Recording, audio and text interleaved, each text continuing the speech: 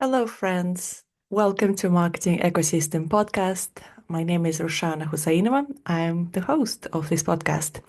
And welcome to today's episode on price. I really like talking about price, which is one of the elements of marketing mix, along with product, place, promotion, and price is one of the four P's of marketing. Because price is kind of very different and very unique element of the marketing mix. And there are a few reasons for this. First and foremost is the only element of the four P's that actually generates profit. It makes money, right? If you look at the others, it actually spends money in a way, like product, creating products. You have to spend money and time and effort on this. Place. You generate place where you sell the product or offering. Promotion, you put in a lot of effort into promoting the product and positioning it in the mind of target customers, whereas price is actually the one that makes the money, right? But that's not the only reason. The other reason is price is the most emotionally charged element of the marketing mix. And I'll explain what I mean.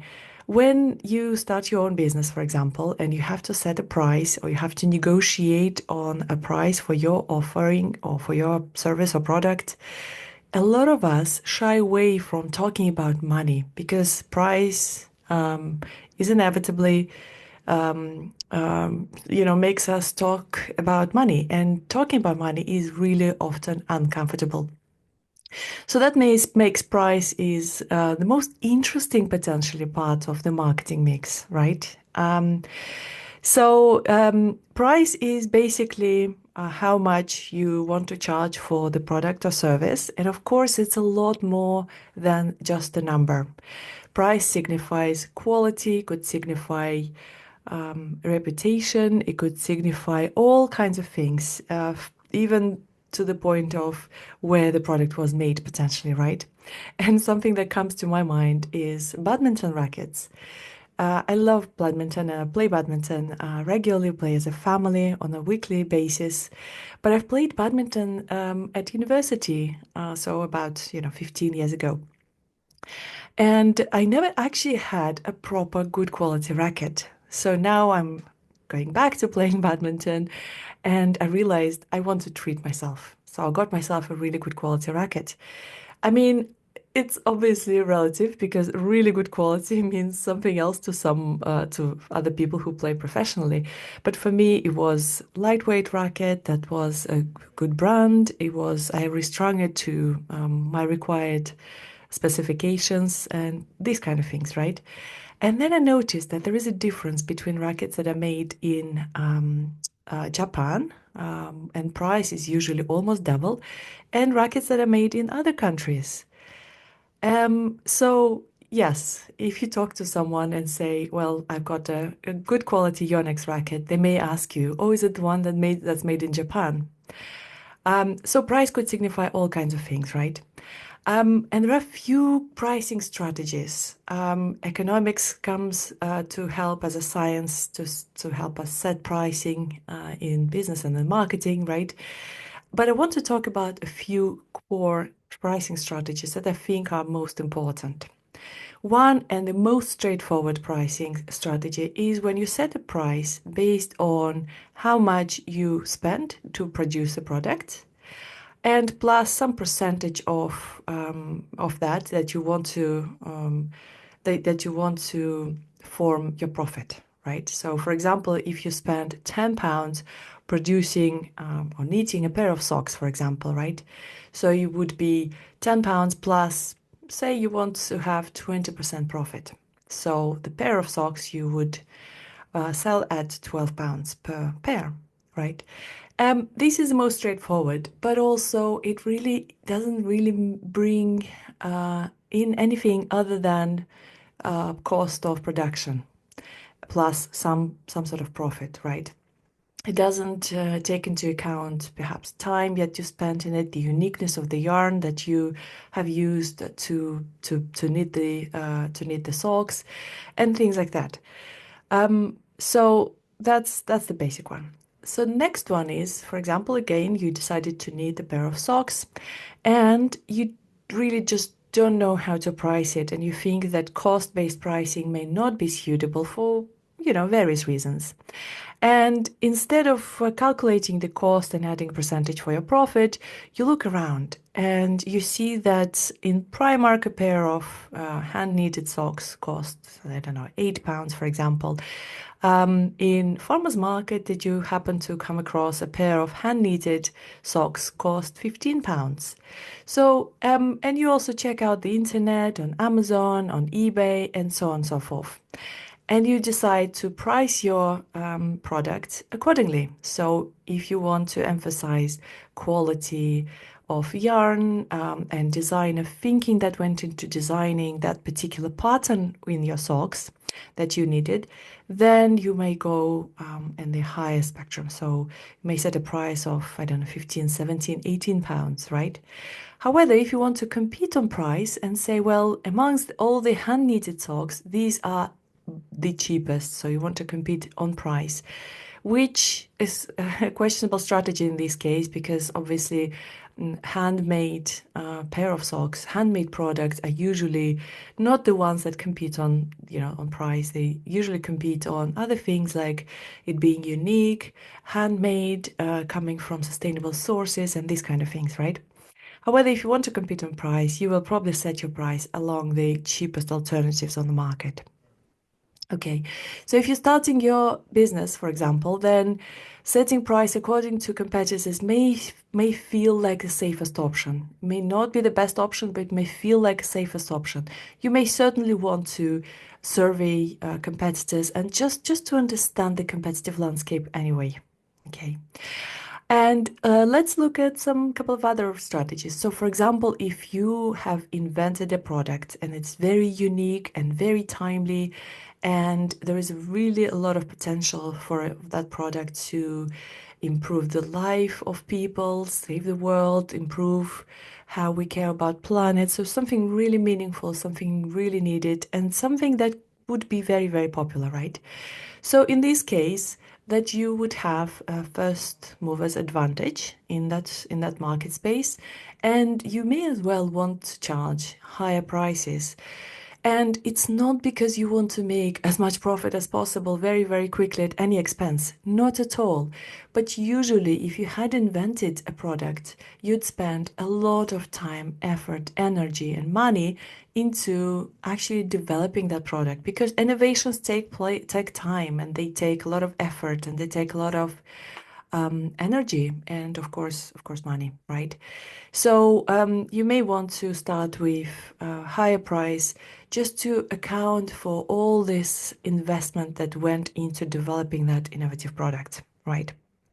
So in marketing terms, it's something we could call scheming pricing, where you launch at a higher price, and then potentially lower it as time goes by and as other competitors also arrive into the market price.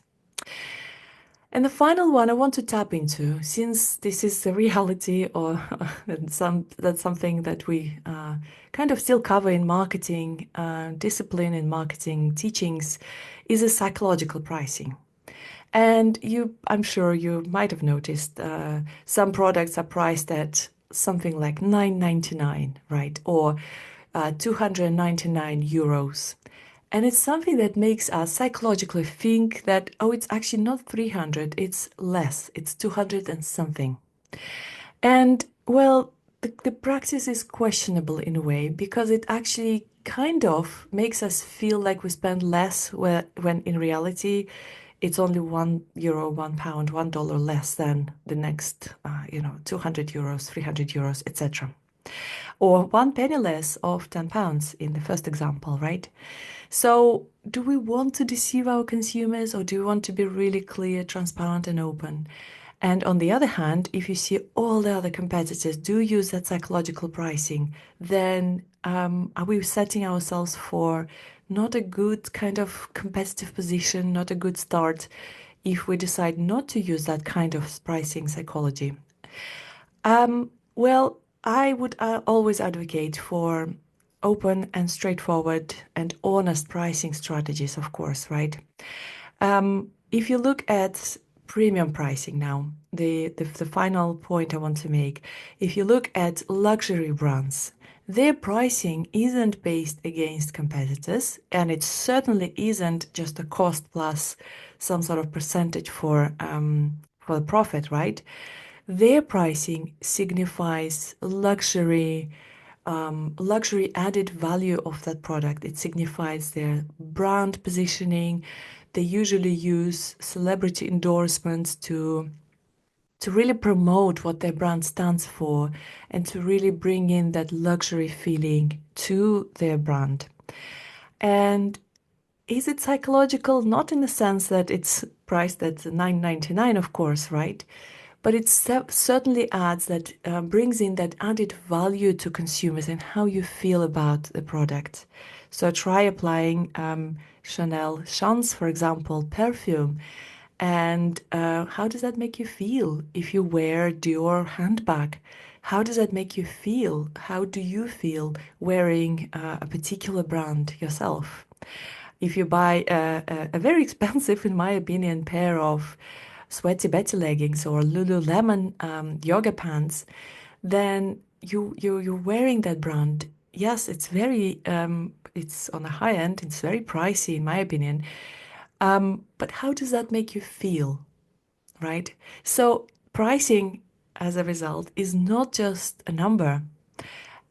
It is emotionally charged, and it really signifies how we feel about a particular brand or product and or a service, right?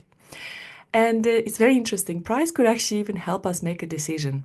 So sometimes in a marketplace where there's a lot of very similar products and you wouldn't know what to pick, I usually use something my husband once recommended. He said, well, if you're not sure, go for a medium price because that means that the quality will probably be okay-ish, and it's definitely not the cheapest. So where quality usually is quite low. And you're not paying extra for brand, which is what you get in the higher priced kind of categories of that product. And so sometimes it works. Sometimes it really is a really helpful strategy if you really don't know much about a product or a marketplace.